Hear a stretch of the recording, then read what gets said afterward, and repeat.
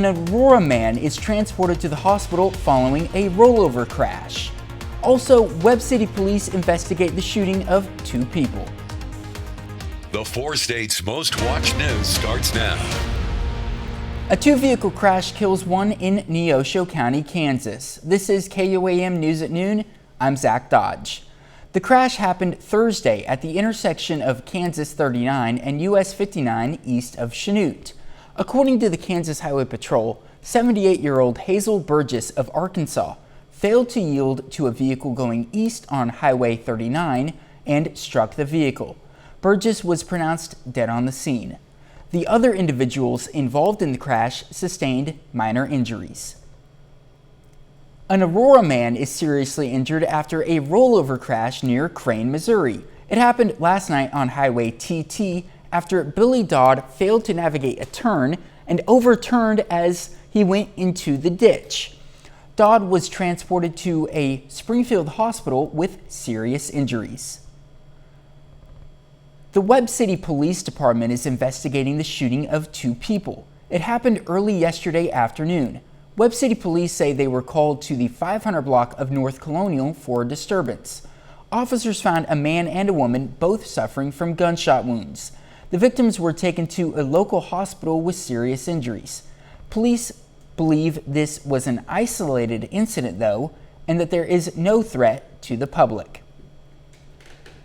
A local school district sounds the alarm on a social media trend that could have serious implications for students. The trend involves students vandalizing school property or stealing something from school and then posting videos online, most often to TikTok.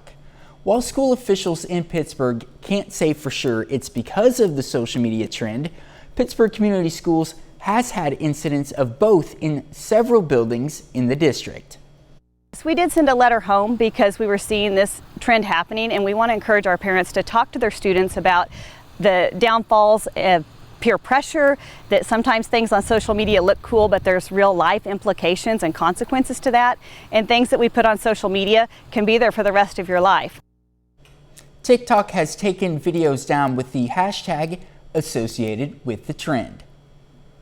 Former Kansas City Chiefs assistant coach Britt Reed is scheduled to go to trial in April after a crash in February that seriously injured a 5-year-old girl.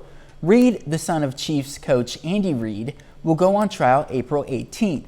The trial date was set during a virtual hearing yesterday.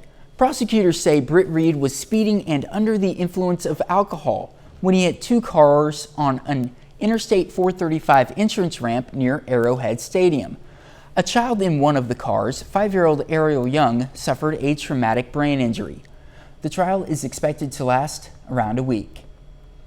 And now Michael Hayslip joins us with the first forecast, and it's starting to warm up a little bit outside, Michael. Tell you what, Zach, we're going to have to ride summer temperatures all the way until the last day of summer. So we do have a little reprieve coming our way. Just going to have to hold on for 4 or 5 days. Live look outside of Television City. Beautiful blue skies and temperatures ranging anywhere from 85 in Joplin to 87 in Chanute. Let's call 83s in Modet and Cassville and 84 there in Miami. Just a little bit of cloud cover hanging over Vernon County. All the rain for the most part going to stay up to the north and up to the east. So we just kind of get bookended here on this, and not that there should be any complaints, but you'll notice how it rides the mid-level jet stream right there that comes out of the Pacific and then kind of cuts corners through Iowa and makes its way to the Canadian border. Our temperatures, though, still going to make it up into the 90s later on today. I think we'll see probably more high 80s, 88, 89 than what we will 90s, but certainly don't be surprised if the old thermometer in the car reads at 90 every now and then. Overnight, clear skies and dropping down into the 60s, but you'll notice all the rain that could bring a cold front just stays right around all our highlighted counties. So what does that mean? Yeah, it means a string of 90s that are going to carry us into next week. Now, we were talking about that string of 90s taking us to the last day of summer. Well, that will indeed be Tuesday. And so what will happen, Zach, we're going to have a cold front move in, bring us a good amount of rain, and also, too, take those overnight lows down to the 50s. That will be really nice. Thank you, Michael, for bringing that weather. Everybody's going to appreciate that when it comes to the old air conditioner, too. Oh, yeah, definitely. But thank you much again. Topping World Watch, government regulators are meeting to review Pfizer's request for booster shots in people 16 and older. The drug manufacturer says a third dose of the vaccine increases protection against infections and the Delta variant. But FDA approval is not guaranteed, with some questioning the need for a third shot. Natalie Brand has more details from the White House. The FDA's advisory committee is debating whether to approve a third booster shot for the Pfizer vaccine. Findings of effectiveness of the additional dose, while necessary, is not sufficient for an FDA approval. A determination that the additional dose is safe for the intended use is also required. Dr. Marian Gruber, who announced her retirement this week, co-authored a paper questioning the need for boosters for the general population. Supporters point to Israel, which is already deploying the booster shots. Data from that country showed the shot increased protection against severe illness nearly 20-fold in people 60 and older. I think people who are vulnerable, people who are older, people with chronic diseases, immunocompromised, they would benefit from a third shot. I think that it is necessary for that group. For young and healthy people, I am far less convinced that we need that third shot. FDA reviewers warned against relying on studies from other countries because the agency hadn't independently verified the data or their conclusions. While there is debate among scientists, the Biden administration has begun preparations to roll out booster shots as early as next week, pending approval. Some question whether the booster shot is needed to combat the Delta variant spike. Studies show the rise in cases is most prevalent among those who remain unvaccinated. Regardless of the vaccines evaluated, all vaccines have remained effective in preventing hospitalization and severe disease. The latest CDC data shows roughly 63% of Americans 12 and older are fully vaccinated. Natalie Brandt, CBS News, the White House. The CDC Advisory Committee will meet next week to discuss booster shots. The director of the Missouri Department of Health and Senior Services answered questions about the state's pandemic response. Donald Karoff touched on several topics, including mask mandates in schools. He says the department doesn't want to mandate masks, but they are providing some guidelines for schools to decide what is best for their districts. He also talked about those vaccine booster shots, saying the state is trying to be ready should the boosters receive full federal approval. A morning brief and a after action at 4 o'clock every day. We get together, what we learn, where we're at, but we're tracking with the boosters. We're making sure that we have a system in place so once the word is given, that we'll be able to successfully roll out and distribute the vaccines. Karoff also says he feels the state's vaccine incentive program, MoVIP, was a success. That's a look at today's top stories and weather in our first 7 minutes. Up next on KOAM News at Noon, a murder mystery surrounds a prominent lawyer and his family, and now he's the one in cuffs. And later, Howard's making weeknight shrimp fried rice in the Mr. Food Test Kitchen. A prominent South Carolina lawyer accused of plotting what was meant to be his own death is back in drug rehab after a court appearance.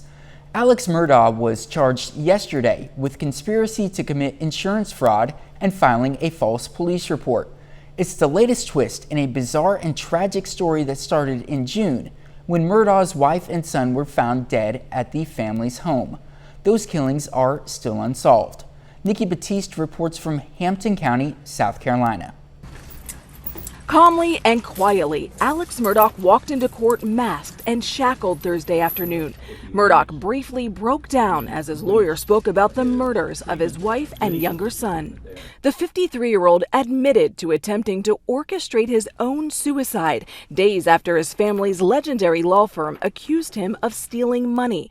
Prosecutors say Murdoch hired 61-year-old Curtis Smith to shoot him in the head with the hopes of leaving a $10 million insurance windfall to his surviving son. When the alleged plot failed, Murdoch told police he was shot while changing a flat tire on his Mercedes. He then entered himself into rehab for opioid addiction. Murdoch's arrest is the latest incident involving the prominent Lowcountry family. In June, Murdoch's wife Maggie, along with their 22-year-old son Paul, were shot and killed at the couple's sprawling property outside Charleston. That investigation is ongoing. Dick Harpootlian represents Murdoch. Did Maggie and Paul Murdoch have life insurance policies? They didn't have any insurance. They did not have life insurance? They had no insurance. Okay. Then there's the 2018 death of a family housekeeper, Gloria Satterfield. Satterfield's family says the Murdochs never paid them more than $500,000 owed in a death settlement. And earlier this week, South Carolina authorities announced an investigation into her death. It's just something that I would never have thought possible. Former South Carolina Attorney General Charlie Condon doesn't know Alex Murdoch personally, but has known the family for 40 years. What kind of uphill battle does Alex face? He has stolen large sums of money from the law firm, and some of that money does belong to clients. You're looking then at really serious felony charges. Alex Murdoch's lawyer confirmed his client did steal money from the Murdoch family law firm. The judge here did not require Murdoch to post his $20,000 bond, with the acknowledgement he would show up at future court dates, which enabled him to go back to his out-of-state drug rehab. He's due back in court October 25th. Nikki Batiste, CBS News, Varnville, South Carolina. Still to come on KOAM News at Noon, Mr. Food. Just because we're getting back into that end of the year routine doesn't mean dinner time should become boring. With today's recipe, it won't.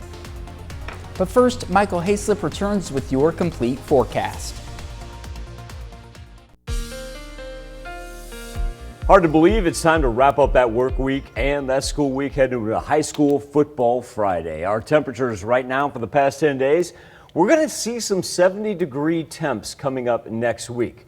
We actually have to go back to the beginning of August, the last time we got below 84 degrees.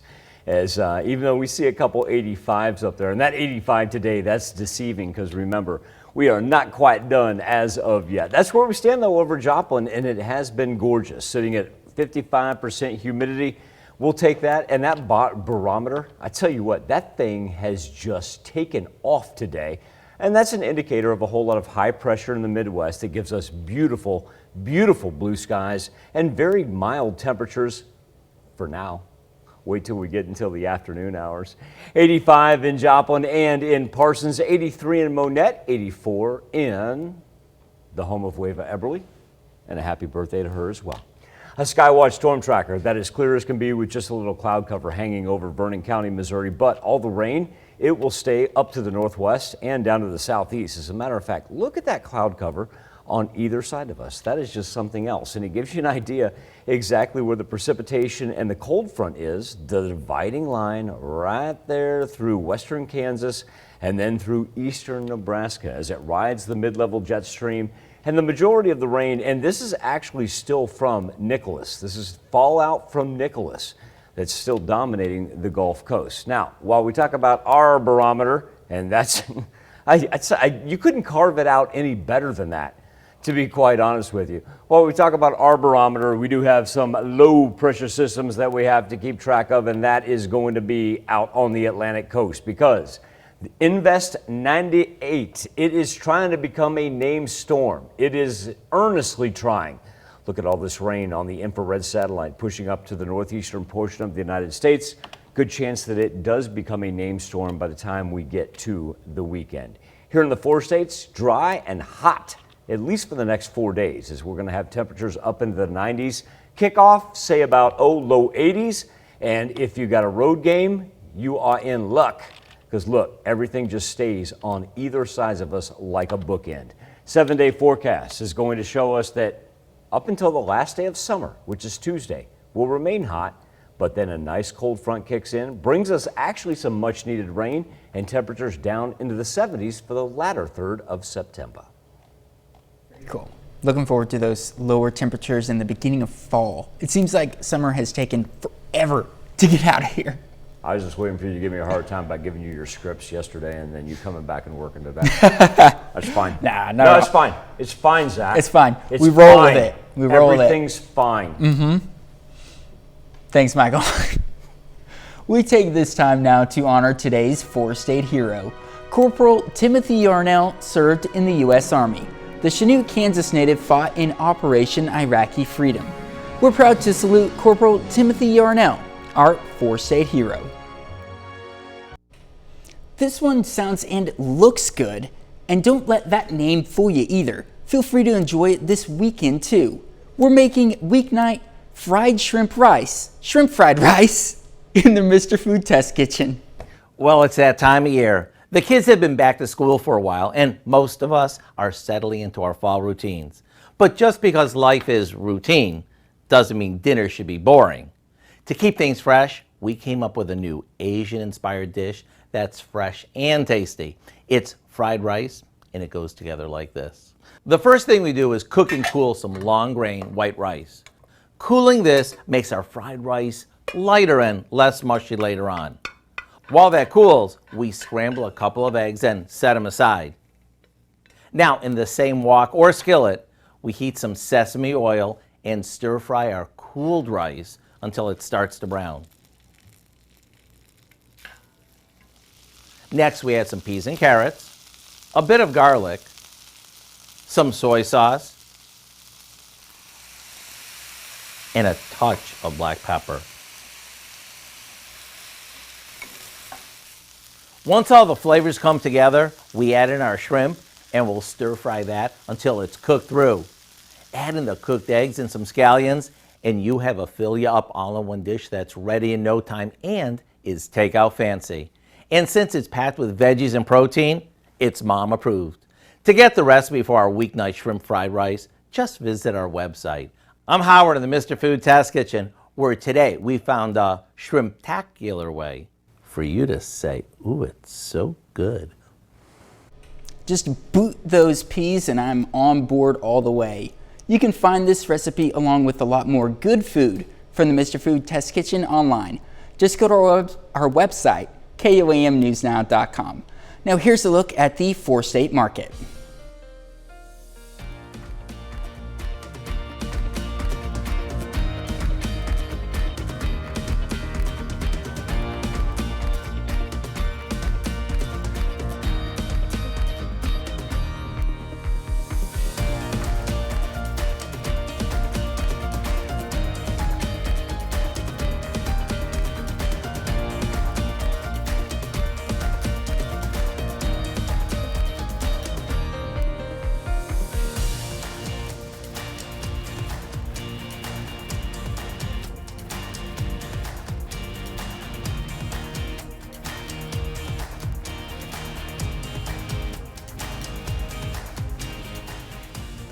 Not done with the heat as of yet, as we'll rise up above 90 degrees today. Remember though, for our four-state kickoff, should be about mid-80s at 7 o'clock and then dipping down to the 70s by the time the game is over, and no travel concerns for those of you that have road games. Dow, we gave him scripts yesterday. And so it's just like he's back today. Yes. I tried, and I was like, Zach, you've got to go home. And I showed can't up get rid of and me. he was still here. Right? I just stayed here overnight. You know? I know. Yeah. Kelly was kind enough to bring him a new suit, but he's still here. Well, you know. it's good to have you here. Yeah. For a bit longer anyway. Right. I don't know what's coming up at 5? Sure. Well, I'll tell you, but 5 patients around the country have put off doctor's appointments and routine cancer screenings during the pandemic. Now experts are sounding the alarm, asking more women to see their doctors and get breast cancer screening after a survey reveals that many still are not. Plus, a pediatrician discusses COVID vaccines for kids and what they plan to do if and when they're approved for younger children. And Carl Junction schools receive a generous donation. We'll have those stories at 5. Thank you very much for joining us for KOAM News at Noon. We'll see you right back here at 5 o'clock.